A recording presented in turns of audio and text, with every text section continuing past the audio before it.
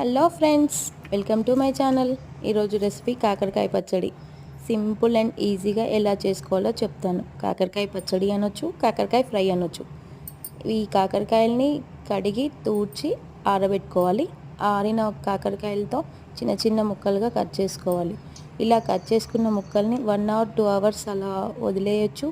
లేదు అంటే వెంటనే కూడా చేసుకోవచ్చు. కొంతమంది దీంట్లో ఉప్పు పసుపు వేసి రసం తీస్తారు. అలా తీయడం వల్ల పోషకాలన్నీ పోతాయి అండ్ ముక్క కూడా లూజ్ అయిపోతుంది, అంత గట్టిగా ఉండదు. ఎలాగూ మనం డీప్ ఫ్రై చేస్తాం, అంత చేదేం ఉండదు కాబట్టి అవసరం లేదు, డైరెక్ట్ కూడా చేసుకోవచ్చు. ఇప్పుడు కట్ చేసుకున్న ఈ ముక్కల్ని పక్కకు పెట్టేసుకొని డీప్ ఫ్రైకి ఆయిల్ రెడీ చేసుకోవాలి.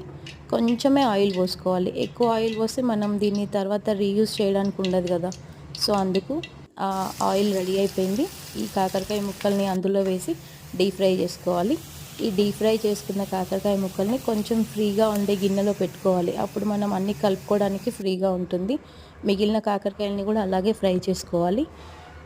ఈ కాకరకాయలోకి నేను ఎల్లిపాయ కారం చేస్తున్నా. డైరెక్ట్ మిక్సీలోనే వేసాను, మొత్తం ఎదుగుతుందని. ఆ మిగిలిన ఆయిల్లోనే నేను పోపు పెడుతున్నాను.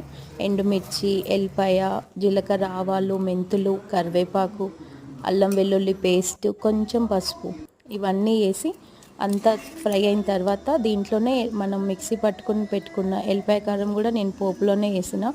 అది కొంచెం పచ్చివాసన పోయిన తర్వాత ఈ కాకరకాయ ముక్కల్లో వేసి కలపడమే. ఆయిల్ తక్కువ అనిపిస్తే కొంచెం వేరే దాంట్లో మనం వేట్ చేసి చల్లారిన తర్వాత యాడ్ చేసుకోవచ్చు. నాకు ఆయిల్ సరిపోయింది. Thanks for watching.